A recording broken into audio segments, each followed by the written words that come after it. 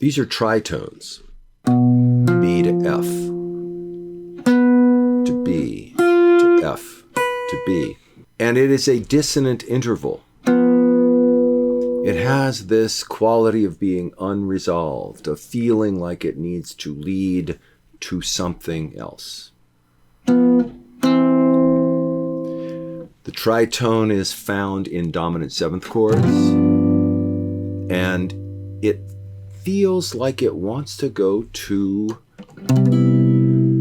the major tonic of the key. If you start on the 5 chord of a key, in the key of C, G7, and follow that with a 1 chord, C major 7, or just a G7 open position campfire chord and a C major. That's just a classical basic cadence, a simple resolution from the tritone to the tonic chord. And based on that premise, based on that understanding of the function of the tritone, there's a tendency to view the tritone simply as a means to an end, as a way to get from one place to another, and it certainly does that. But when we play a blues tune,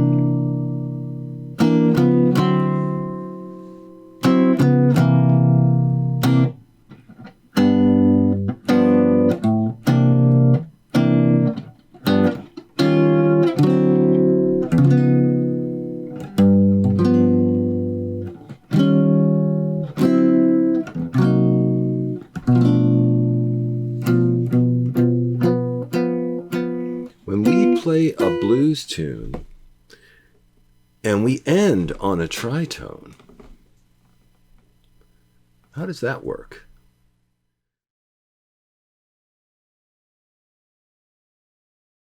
In the 12-bar blues form, you have the 1, 4, and the 5, all represented by the tritone, the 1, the 4, the 5, and then back to the 1. And that 1, that tritone of the 1, placed in the center of 3 consecutive tritones, moving chromatically by half steps.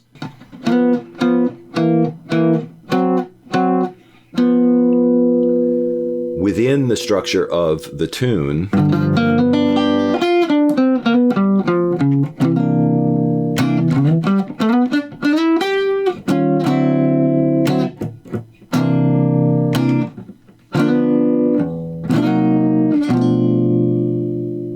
ending on a minor 7 flat 5, a half diminished chord, and we can leave it right there.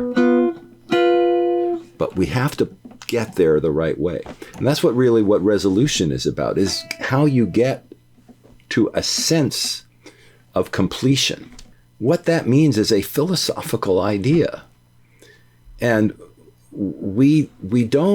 I don't think, anyway, this is my personal opinion, all right? So we can argue this point, of course, and I'm perfectly willing to and prepared to argue this point, that the idea of resolution in music that we get from the classical vocabulary is only one way of looking at what it means for sounds, for harmonic ideas to reach a sense of completion.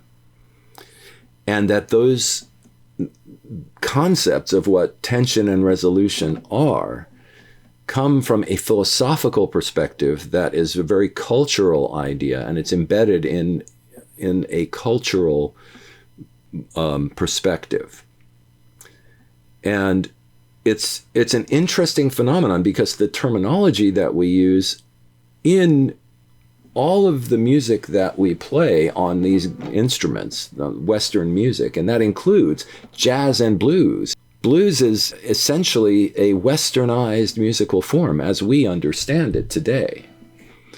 And it's origins and its source is essentially not a Western musical idea. And the idea of tension and resolution in music that comes from the classical Western vocabulary, the classical Western terminology, has been applied, is being applied to blues and jazz and other musical forms that are not Western musical forms originally. What is the truth about that? What is the truth about the idea of a blues tune feeling resolved at the end when that contradicts the established terminology that you encounter all the time, you encounter everywhere in discussions of the nature of the tritone and how it's used in music?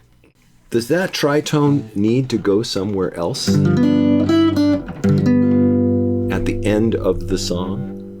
Or can it just be the end? What do we really mean by resolution? Because I don't think it's a law of nature that this is the only way to express the idea of resolution.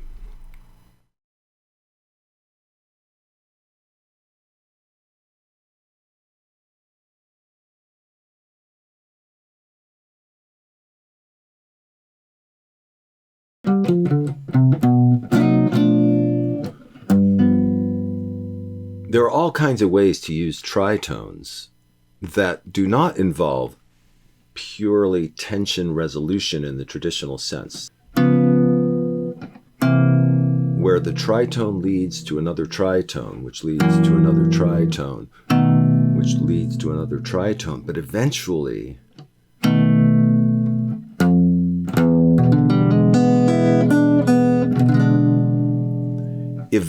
it gets to a kind of resolution, a kind of sense that you have reached the end. The tritone is a central element in the structure of the diatonic system. Where do tritones come from? We don't just make tritones arbitrarily. They happen because of the way the diatonic system is structured. They happen in a symmetrical position in the interval structure of a diatonic key. If we look at a diatonic key signature, we're talking about a group of 7 notes out of the 12 notes in the system. 7 notes we play, 5 notes we don't play. And this does not determine whether it is a major key or a minor key, or what mode you're in. But what it does determine is which note we call note number 1 in the major key, and the interval structure of all the notes in the key, the whole step, half step, or tone, semitone sequence of the key. Tone, tone, semitone, tone, tone, tone, semitone. Tritone derives its name from the phenomenon of the position in the key where there are 3 whole tones or whole steps in a row. That's why we call it a tritone. But a tritone is not just 3 whole tones or 3 whole steps. Of course, it can also be 2 whole steps and 2 half steps. It can be an augmented 4th or a diminished 5th. But the tritone is half of an octave. It doesn't matter how you divide up that octave musically if you call the intervals between selected notes whole steps, half steps, etc., etc. The phenomenon of the tritone, of what we call the tritone, dividing the octave in half, is expressed several ways mathematically. A 7:5 ratio, a 729:512 ratio, or the square root of 2/1, which is the most iconic method of explaining or expressing the half of an octave mathematically. It also happens to be the formula for dividing a square into 2 equal halves diagonally. And it's interesting that on the guitar fretboard, the notes F and B, which form the tritone, line up essentially cutting across a diagonal on the fretboard between the 3rd fret on the 4th string and the 4th fret on the 3rd string and several other places on the fingerboard. When that angle is turned the opposite way, it becomes a major third on the fretboard. This isn't exactly in line with the idea of dividing a square geometrically in the strict sense, but on the fingerboard, it's a very useful way of connecting these two ideas, the tonic third and the tritone. There's a kind of architecture to the diatonic system, an architecture to the tritone. The three whole steps or whole tones that make up the tritone have a central place in that architecture. If we look at Dorian mode, which runs from D to D in the key of C, we find the tritone dead center. The Dorian mode really makes the diatonic centrality of the tritone clear, centered as it is between two half steps with an additional whole step on either side. The tritone is flanked by two minor thirds. Looking at it from another perspective, with the major key tonic third at the center, we extend in both directions by a half step and we have the tritone inversion or diminished fifth. Continuing outward from the center, we find the other two major thirds of the key, G major and F major. On the guitar fingerboard, the tritone cuts a diagonal path from F to B to F to B. That path changes when it goes between the G and the B strings, what I like to call the third rail. The tonic major third intersects the tritone in various positions, shown here by the red circles. This interwoven symmetry on the fretboard is a geometric expression of a profound musical idea. In the key of C, as in all major keys, the three major thirds connect to the tritone, but only the tonic third is centered on the same fulcrum as the tritone. Of course, this also applies to the inversions of both intervals. This double helix pattern really makes the symmetry quite clear. The center position here features the tonic third in its root voicing against the tritone inversion. Extending outward, we find the root voicing of the tritone played against the inversion of the tonic third, also known as the mediant minor sixth. But the tritone is not limited to dancing only with one partner. Since the inversion of the tritone is enharmonic with its root voicing, it plays the same role in two keys.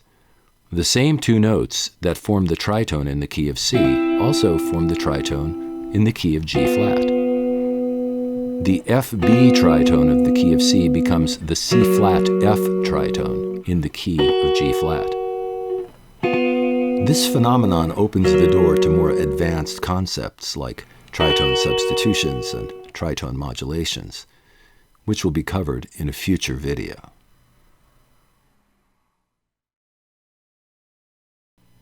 So the tritone is a fundamental cornerstone or foundation, really, of the structure of the diatonic system. And I think that is why it works so well in jazz cadences and in blues cadences. Why it works. Why it has that strength. And so I don't like to think of the tritone as simply dissonant, unstable, unresolved. I think of the tritone as very powerful. I think of the tritone as complex, as perplexing, perhaps, paradoxical. The tritone isn't necessarily something that we add, but rather something that we start with. Think about that, okay? This is a tritone chord. This is a B minor 7 flat 5. It's a half diminished chord. This is a D minor 6, which is an inversion of a B minor 7 flat 5. The same tritone chord. Here's the same chord again, just inverted one more time. This time we have F as the low note in our B minor 7 flat 5. And here's another one. So between this, and this, all of them perhaps extensions of the dominant chord. We can build off of the dominant chord each step of the way.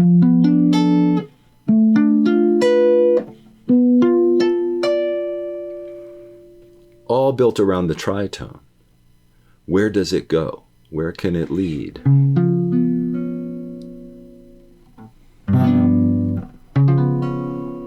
To another tritone, perhaps. To another tritone, to another tritone, to another tritone. Isn't that what the blues and jazz gives us in music? The tritone at the center.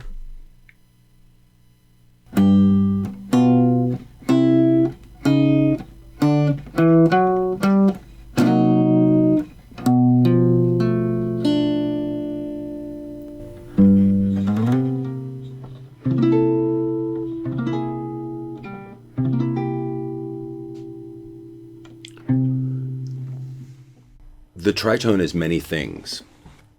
And what crosses my mind is, why is the tritone so controversial? Why is it treated as some kind of outlier? These are philosophical ideas. Creative expressions are linked to culture, cultural experience, where some music sounds happy in one context and sad or angry in another.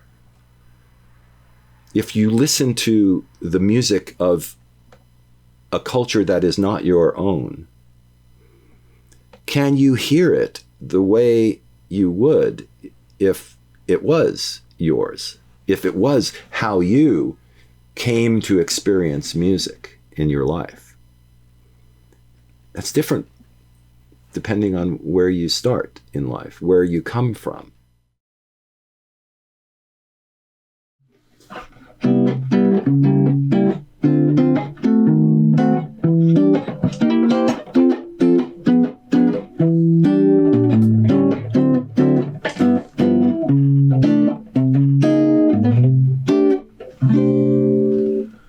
Whether you like your tritones a little bluesy, whether you like them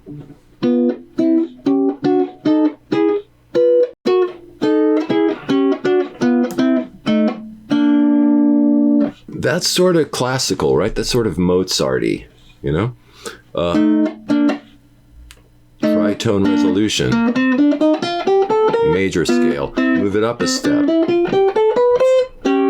move it up a step. Those guys were fascinated by that stuff, right? Those guys just beat the crap out of that stuff. Every symphony.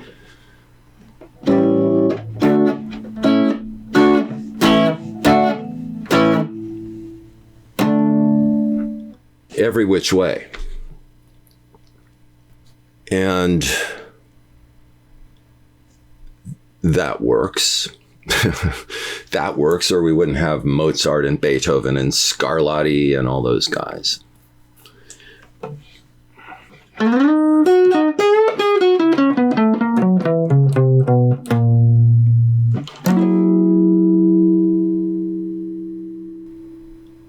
When you hear something like that, you're not thinking Mozart and Bach, and you're thinking blues. You're thinking whatever that means to you. If it's B.B. King or Muddy Waters or Charlie Christian or Miles Davis, the use of the tritone in these different genres, these different traditions, these different cultural musics works on their own terms. Works on its own terms. And the language is a process. Language is a process of describing what you experience, describing what things feel like. So think about that. I think about that all the time.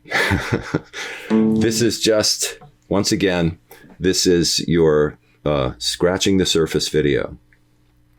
This is your scratching the surface video. I will add references and links to relevant music in the description. Thank you for subscribing. Thank you for sticking around. And I will see you next time.